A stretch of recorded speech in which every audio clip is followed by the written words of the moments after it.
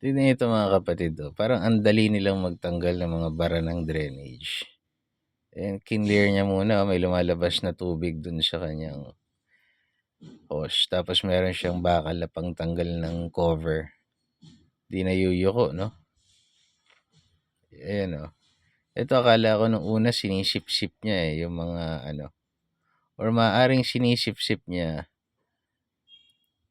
Tapos meron din siyang, may lumalabas din na tubig. So may hose.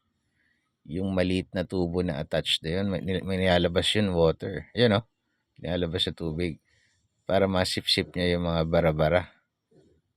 Parang ganun yung nakikita ko. Ang ganda na equipment nila, hindi ka anong mahirapan yung naglilinis. Yung equipment na yun, naka-attach lang doon sa gilid ng kanilang truck.